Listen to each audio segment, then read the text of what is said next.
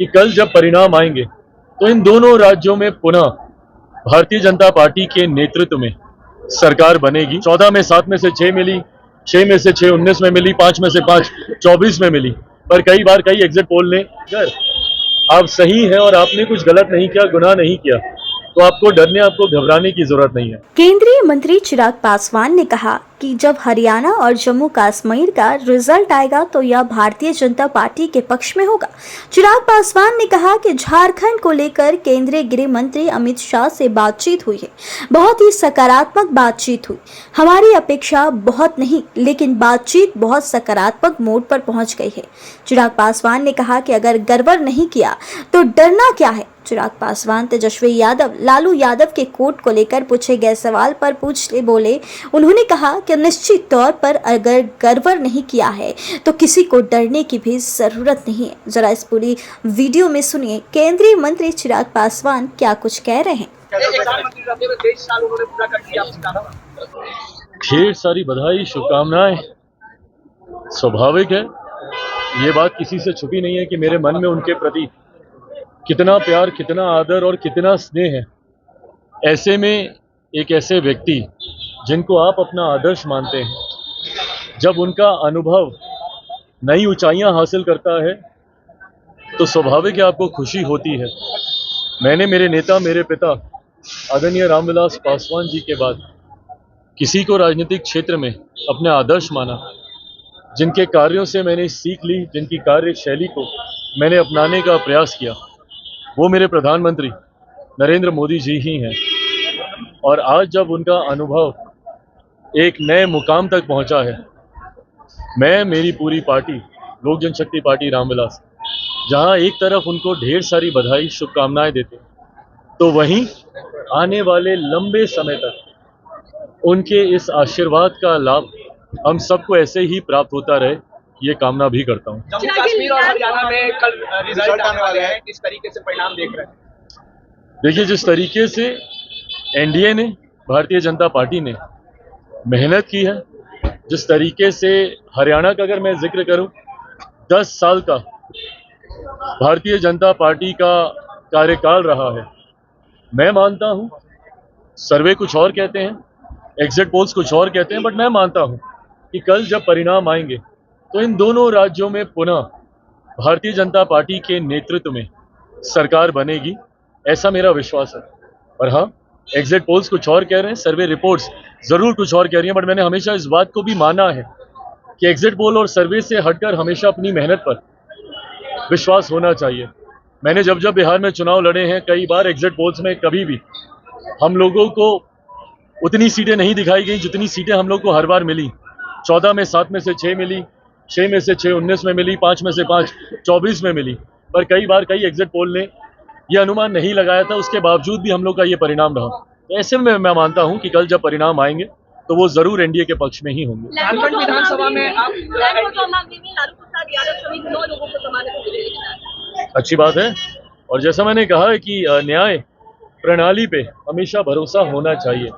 कई बार जब ये आरोप प्रत्यारोप लगाए जाते हैं कि पॉलिटिकली मोटिवेटेड है, गलत तरीके से आरोप लगाया गया, उस वक्त मैंने हमेशा यही कहा कि अगर आप सही है और आपने कुछ गलत नहीं किया, गुनाह नहीं किया, तो आपको डरने, आपको घबराने की जरूरत नहीं है। और मुझे लगता है उसी का उदाहरण आज देखने को मिला है। हर वो लोग जो कि कहीं ना कहीं मौजूदा केंद्र सरकार पे सिर्फ उंगली उठाने का काम करते हैं कि राजनीतिक द्वेष से या राजनीतिक भावना से इस तरीके की कार्रवाई उनके ऊपर की जा रही है, अगर आप सही है तो परिणाम आपके पक्ष में आएंगे, दोषी हैं तो सजा भी आप ही को भुगतनी पड़ेगी। नीतीश कुमार को भारत रत्न देने की मांग हो रही है। अच्छी बात है, होनी भी चाहिए और उनको बिल्कुल मिलना भी चाहिए। देखिए, मुख्यमंत्री नीतीश कुमार जी का जो राजनीतिक अनुभव है, उसकी तुलना बहुत कम राजनीतिज्ञों से की जा सकती है। आप उनकी राजनीति से सहमत, असहमत जरूर हो सकते हैं, पर इस बात को झुटलाया नहीं जा सकता जिस पृष्ठभूमि से वो आते हैं और जिस संघर्ष के साथ वो राजनीति में एक ऐसे मुकाम तक पहुंचे जहां पर लंबे समय तक एक धुरी वो भारत की राजनीति की वो बने रहे। ऐसे में उनके पार्टी के नेताओं, सदस्यों को लगता है, मैं भी मानता हूं कि उनमें हर वो गुण है, उनमें हर वो सामर्थ्य है जिसके लिए भारत रत्न जैसे सम्मान से उन्हें सम्मानित किया जाना चाहिए।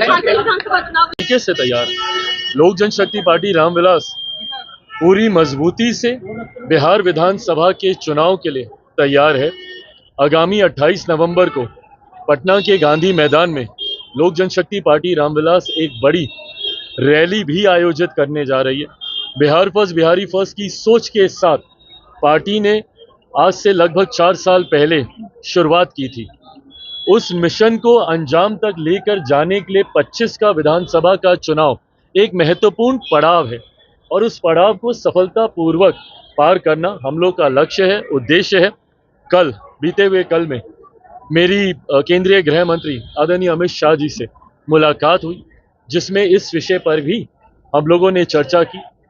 बहुत सकारात्मक मोड़ पर हम लोगों की चर्चाएं हैं और मैं मानता हूं कि बहुत खूबसूरत तरीके से आने वाले विधानसभा चुनाव में एनडीए में सीट बंटवारा, सीट चयन, ये तमाम चीजें हो जाएंगी।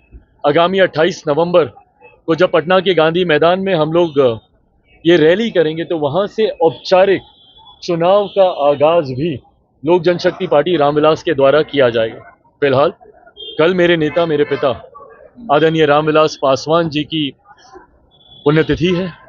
कल 4 साल हो जाएंगे उनको हम लोगों को छोड़कर गए हुए। ऐसे में आज पूरे परिवार के साथ हम लोग आए हैं। हर साल की तरह इस साल भी पापा की जन्मस्थली शहर बन्नी में हम लोग हर साल जैसे कार्यक्रम आयोजित करते हैं, उसी तरीके से मैं, मेरा पूरा परिवार कल वहीं शहर बन्नी में रहेगा।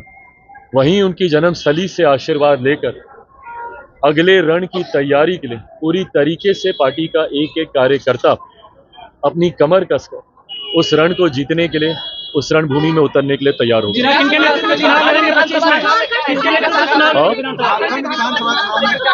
झारखंड विधानसभा के चुनाव को लेकर गठबंधन के साथी, खास तौर पे भारतीय जनता पार्टी जो कि प्रमुख एनडीए का घटक दल है, उनसे बातचीत चल रही है। कल जैसा मैंने कहा, मेरी केंद्रीय गृह मंत्री आदरणीय अमित शाह जी से भी मुलाकात हुई है। झारखंड के प्रभारी आदरणीय हेमंता जी से भी, हमारी पार्टी के जमुई से सांसद और झारखंड के प्रभारी अरुण भारती जी की निरंतरता में चर्चाएं चल रही हैं। बहुत ज़्यादा सीटों की मांग हमारे दल की नहीं है। हमेशा से हम लोग का लक्ष्य रहा है कि कैसे एनडीए को हम लोग गठबंधन में रहकर मजबूती देने का हम लोग कार्य करें। उदाहरण के तौर पर जम्मू कश्मीर में हम लोगों ने चुनाव नहीं लड़ा, हरियाणा में भी हम लोगों ने चुनाव नहीं लड़ा, पर झारखंड एक ऐसा राज्य है, जब मेरा जन्म हुआ था तब बिहार और झारखंड एक ही राज्य थे। ऐसे में पार्टी ने भी इस दौरान काफ़ी मेहनत की है। 19 का चुनाव जब मेरे नेता, मेरे पिता आदरणीय रामविलास पासवान जी जीवित थे, किसी कारणवश उस वक्त गठबंधन नहीं बन पाया था, हम लोगों ने अकेले चुनाव लड़ा था। 14 में ज़रूर भाजपा के साथ एक सीट, शिकारी पारा की एक सीट थी, उस पर हम लोगों ने चुनाव लड़ा था।